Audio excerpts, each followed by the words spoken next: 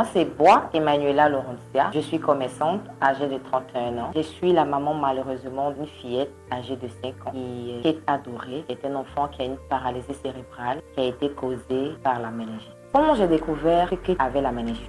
J'ai accouché d'abord très difficilement. Donc, après l'accouchement, on part aux urgences. C'est arrivé aux urgences quand elle est née, d'abord dans une clinique. Et dans la clinique, il n'y avait pas tous les appareils nécessaires pour pouvoir la prendre en charge parce qu'elle a subi une souffrance fœtale. Donc, après l'accouchement, on nous envoie à l'hôpital mère-enfant de Bingerville. Donc, c'est là-bas aux urgences pédiatriques, on a découvert là-bas, une semaine après la naissance, qu'elle était atteinte de la méningite. Et c'est après une semaine, on a su qu'elle avait la méningite. On ne savait pas ce que la méningite allait causer plus tard. Et c'est à 9 mois qu'on a vu les anomalies que la méningite a pu causer au bébé.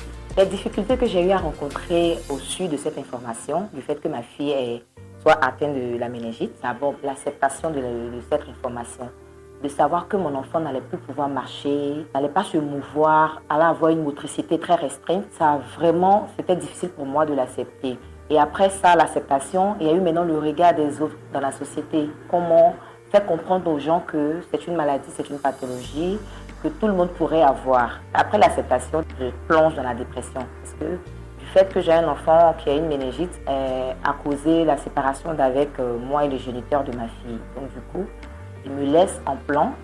Là, j'ai un bébé de 1 an pratiquement, qui est suivi à mère-enfant, qui mange que par prescription nutritionniste, qui a des médicaments, des sédatifs qu'elle boit tout le temps, vu qu'elle n'a pas le sommeil naturel, c'est un enfant qui ne dort pas. C'est qui me fait avoir tout le temps recours aux finances. Il faut toujours lui acheter des médicaments, il faut toujours prendre soin d'elle sur le plan du bien-être et ces séances de kinésithérapeute. Voilà, donc c'est très coûteux. Je suis dans une maison que je n'arrive plus à payer. Je suis seule face à mon destin. Non seulement je dois m'occuper de mon enfant, je dois la faire accepter dans la société, je dois faire face au regard dans la société et je dois m'occuper d'elle, son bien-être. Je plonge dans la dépression, je n'ai plus goût à la vie, je panique, je touche à tout pour pouvoir détruire ma vie parce que je me dis ça n'en vaut pas la peine de pouvoir vivre vu que j'ai aucun soutien financier. Ça a été vraiment difficile pour moi, ce que j'ai pu traverser du fait que j'ai un enfant qui est atteint de la méningite. Je n'ai reçu aucun soutien d'une ONG ou bien d'une association, aucun soutien. À part qu'à l'hôpital mère-enfant, c'est là que j'ai eu recours à une œuvre caritative qui m'a permis à ne pas payer des soins.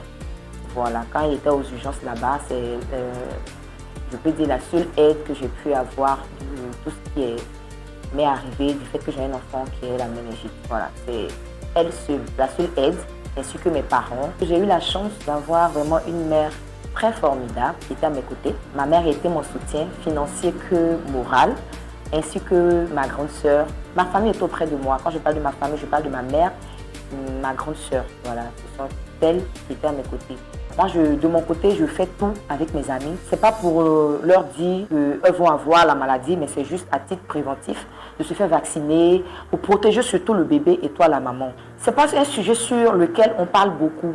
On ne sensibilise pas beaucoup sur la méningite. La manière dont on parlait du VIH, on parle du cancer, là. C'est pas comme ça on parle de la méningite, alors que c'est une pathologie qui détruit beaucoup la famille, surtout la femme. Le message que je peux apporter aux personnes qui sont dans la même situation que moi, c'est d'avoir un mental d'acier. Parler pour apaiser votre âme, discuter avec des personnes dans la même situation que vous, mais que moi. Voyez des agents de la dépression, ça aide beaucoup. Et puis faire des disciplines qui pourront vous aider à être calme. Parce qu'avoir un enfant en situation de handicap extrême, c'est la patience notre quotidien. Donc, il faille que chacun de nous puisse faire des disciplines telles que la pêche, les randonnées. Voilà, c'est des activités que moi je fais pour m'apporter la paix. Parce qu'avoir un enfant qui a un handicap, c'est pas facile. C'est la patience. Vous savez que pour faire la pêche, il faut être patient.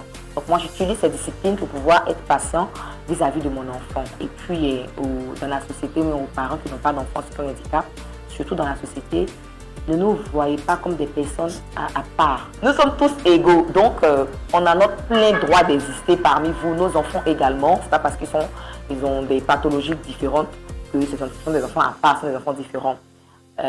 Priez de nous aider, de nous apporter de l'amour parce qu'on traverse des situations qui sont très difficiles. Merci beaucoup et au revoir.